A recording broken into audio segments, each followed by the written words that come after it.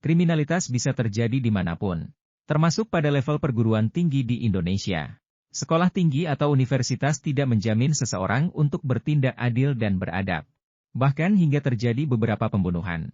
Dalam kehidupan kampus yang seharusnya memberi rasa harapan dan impian, malah menjadikan kengerian terhadap kasus-kasus kelam yang telah menghilangkan nyawa mahasiswanya. Berikut akan kami bahas kasus pembunuhan mahasiswa. Sebelumnya jangan lupa subscribe, like, dan share ya supaya Tentang Dunia senantiasa memberikan konten-konten yang menarik kepada Anda. Kasus pembunuhan Aksena mahasiswa UI. Pagi itu sekitar jam 9 pagi, Roni, salah seorang mahasiswa Universitas Indonesia melihat sesuatu yang ganjil ketika melintas di pinggir Danau Kenangan. Setelah didekati, ternyata itu adalah jasad seseorang yang telah tewas mengambang. Ia langsung kaget dan meminta bantuan kepada orang di sekitar tempat kejadian. Waktu itu belum ada orang yang kenal dengan jasad tersebut karena nggak ditemukan identitas pengenal di tubuhnya. Hanya ada ransel berisi batu yang teronggok di dasar danau. Jasad tersebut lalu dibawa oleh polisi untuk diidentifikasi. Saat itu, orang tua Aksena sempat bingung mencari anaknya yang menghilang tidak ada kabar. Sang orang tua pun datang dari Jogja ke Jakarta dengan hati harap-harap cemas. Dan benar saja, jasad itu adalah Aksena Ahad Dori, putra mereka yang nyatanya telah mati tenggelam di usia 19 tahun. Kata polisi, Aksena sudah tewas selama 2 hari sebelum akhirnya ditemukan bersamaan dengan tas berisi batu. Sekarang sudah 8 tahun berlalu, namun kasus ini belum diusut secara tuntas. Kedua orang tua Aksena masih berharap kasus anaknya terungkap. Ia ingin pembunuh anaknya diberi ganjaran atas perbuatannya. Namun, para polisi hanya memberi janji akan mengusut tuntas, tapi tetap tidak ada perkembangan. Mereka jadi takut bahwa kasus sang putra nggak akan terungkap selamanya sebab sebentar lagi kasus itu akan kadaluarsa. Keduanya juga gencar meminta dukungan di media sosial, dan bahkan pada pihak kampus juga. Sampai detik ini kasus Aksena masih menjadi misteri. Kasus pembunuhan mahasiswa sastra Rusia UI. Kejadian bermula ketika Altaf mengantarkan Naufal pulang ke kosannya. Altaf sudah menyimpan pisau lipat di dalam jok motornya. Setelah tiba di kosan Naufal, Altaf mengambil pisau lipat dan memasukkannya ke saku celananya. Keduanya sempat ngobrol di dalam kamar kos itu.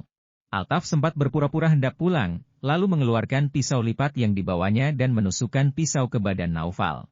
Korban sempat melakukan perlawanan dengan menggigit tangan pelaku, hingga cincin pelaku tertinggal di kerongkongan korban. Namun pelaku menikam leher dan dada korban berulang kali hingga akhirnya terjatuh. Pelaku kemudian pergi mencari plastik hingga kapur barus. Pelaku pun memasukkan mayat korban ke plastik itu dan menyembunyikannya di bawah tempat tidur lalu menyebarkan kapur barus untuk menutupi bau amis darah. Pelaku juga mengambil barang-barang milik korban. Setelah mendapatkan laporan penemuan mayat, pihak kepolisian mendatangi tempat kejadian perkara dan mencari keterangan saksi. Kurang dari 3 jam, polisi berhasil membekuk pelaku pembunuh itu. Identitas pelaku merupakan senior korban di kampus. Polres Depok mengungkapkan motif Altaf membunuh Naufal adalah karena pelaku iri terhadap kesuksesan korban. Altaf juga terlilit bayar sewa kos dan utang pinjaman online. Pelaku mengaku membunuh Zidan karena terlilit utang pinjol dan mengalami kerugian investasi kripto. Selain itu, pelaku menyebut fakta baru bahwa dia terinspirasi dari film Narcos dan belajar membunuh melalui YouTube. Sang korban, Muhammad Naufal Zidan, mahasiswa jurusan sastra Rusia Universitas Indonesia, dikenal sebagai pemuda yang cerdas dan sempat bercita-cita melanjutkan kuliah di Rusia. Saat ini kasus masih dalam proses penanganan secara insentif, Kejaksaan Negeri Depok bertekad untuk memastikan keadilan bagi korban dan keluarganya, serta menjaga integritas dan akuntabilitas dalam penanganan perkara ini. Kasus pembunuhan mahasiswi USI. Tantri Yulia Tanjung, mahasiswi Fakultas Ekonomi Universitas Simalungun, Program Studi Manajemen Angkatan 2020, ditemukan tewas di jurang di daerah Pabatu, Sumatera Utara, 15 Juli 2023.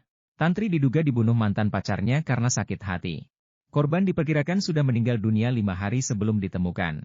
Jenazah korban dibuang ke jurang di Dolok Merawan. Tak hanya menghabisi nyawa korban, mantan pacarnya itu juga membawa lari motor milik warga Karangsari Pasar 2, Kabupaten Simalungun, itu. Kronologi kejadian, awalnya korban menjemput pelaku di daerah Rambung Merah, Pematang Siantar. Pelaku dan korban menuju TKP. Saat turun ke lokasi, pelaku menyuruh korban untuk berjalan duluan. Saat itu pelaku mengambil batu dan memukul kepala korban dari belakang, sehingga korban terjatuh dan menjerit minta tolong. Pelaku kembali memukul korban di bagian wajah serta leher, sehingga korban tewas. Pelaku kemudian mengambil handphone berikut sepeda motor korban. Pelaku kabur menuju Pematang Siantar. Kemudian, pihak kepolisian yang mengetahui adanya informasi penemuan jasad bergerak cepat menangkap pelaku. Polisi turut mengamankan barang bukti di TKP berupa sebongkah batu cadas dan satu buah helm warna hitam. Pelaku menggunakan batu tersebut dan memukul kepala bagian belakang korban. Atas perbuatannya, pelaku dijerat pasal 340 dengan ancaman mati seumur hidup atau 20 tahun penjara.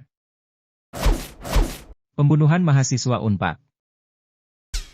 Kejadian ini terjadi pada bulan November 2022 silam.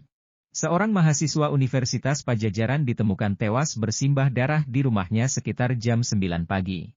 Wakil Kepala Satuan Reserse Kriminal Kepolisian Resor Kota Bandung, Ajun Komisaris Polisi Joko Prihatin mengatakan, korban merupakan mahasiswa tingkat akhir pendidikan di Fakultas Ilmu Sosial dan Ilmu Politik, Unpad Angkatan 2018. Tersangka pembunuhan dengan inisial FA merupakan teman lama dari satu komunitas. Diketahui komunitas yang dimaksud adalah komunitas penggemar anime.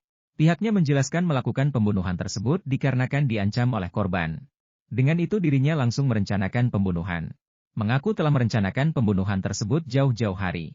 Bahkan dirinya mempersiapkan berbagai alat untuk melakukan aksinya. Bahkan, dirinya membeli jaket ojek online dan senjata tajam di salah satu marketplace sebelum melancarkan aksinya. Saat beraksi, pelaku masuk ke dalam rumah korban melewati lewat dapur. Dia mengenakan jaket ojol yang dibelinya untuk mengelabui warga. Kemudian sengaja masuk ke dalam rumah pura-pura mengantarkan paket supaya tersangka bisa berada di dalam rumah tanpa ada gangguan. Setelah berhasil masuk, tersangka langsung menusukkan pisaunya kepada korban. Korban saat itu langsung tersungkur di atas kursi dan akhirnya ditemukan warga sekitar. Atas perbuatannya, tersangka dijerat pasal 340 tentang pembunuhan berencana, subsidiar pasal 338 pembunuhan, dan atau pasal 351 ayat 3 penganiayaan YG mengakibatkan hilangnya seseorang. Atas perbuatannya diancam dengan pidana penjara maksimal hukuman mati atau seumur hidup.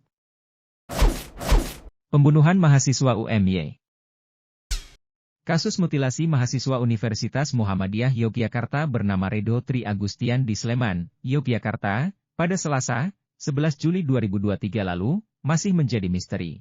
Motif pembunuhan yang disertai mutilasi itu masih belum terungkap.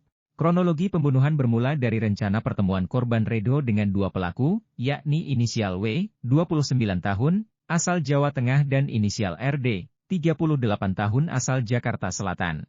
Menurut pihak kepolisian, ketiganya berkenalan dan bergabung melalui suatu komunitas, yang disebut-sebut merupakan komunitas mempunyai aktivitas tidak wajar. Lalu, ketiganya melakukan pertemuan di sebuah kos milik W.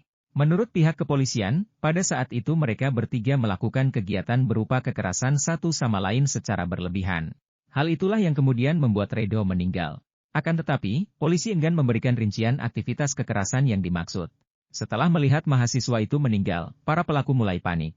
Lalu muncul ide untuk menghilangkan jejak dengan memutilasi tubuh Redo. Sesuai temuan di 5 titik lokasi temuan tubuh korban, para pelaku memotong antara lain kepala, pergelangan tangan dan kaki korban.